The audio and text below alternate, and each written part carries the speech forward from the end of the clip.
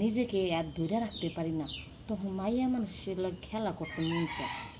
আর একজনে কয়, আমার না সাইজটা একেবারে ছোট, মনে করো কানও চুলকানো যাবে না, তবে আমি হাতেতে পারি আর মুখ দিয়ে আদর করতে পারি ভালো।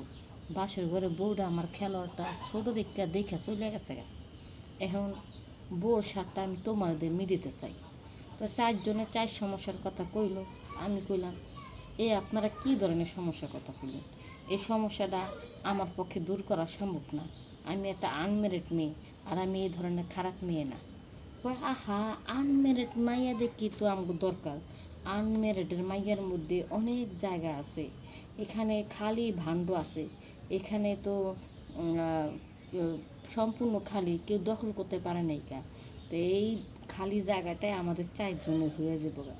যখন সে আমাকে বাজে মন্তব্য করলো, আমি তারপরও কথা চুপচাপ করে শুনে চলে যাওয়া ধরলাম। সে আমার হাতটা এইভাবে টাইনা ধরা, অন্যটা তখন আমার বুকের থেকে টান দেওয়া ফেলা দিল। আমাকে খুশি না করে তুমি কই কই যাইবা, এ কইছে মতো আমি একটা থাপ্পড় লাগেছি।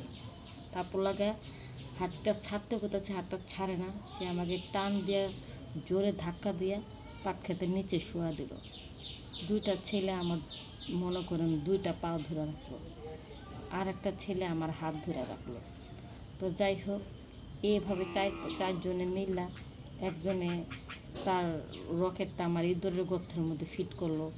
একে তো আমি ভার্জিন, তার উপরে অত বড় একটা শাবল নিতে আমার খুব কষ্ট হইতেছে।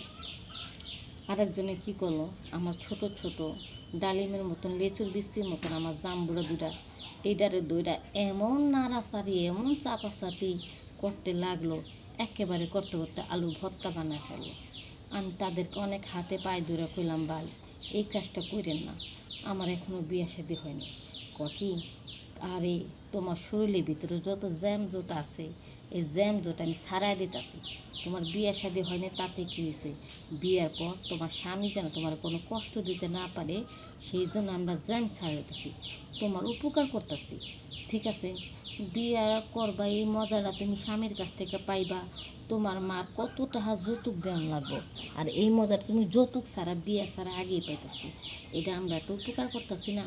বিভিন্ন ধরনের তারা কলা বলা করে কৌশলে আমার কথার উত্তর দিতেছে। এক পর্যায়ে তাদের কোনো কথা আমি শুনলাম না। তাদের হাতের পায়ে ধরে মাপ চাইলাম, তারা মাপ করলো না। তাদের মনের খাইশ মতো মিটে তারপর আমার ছাড়লো।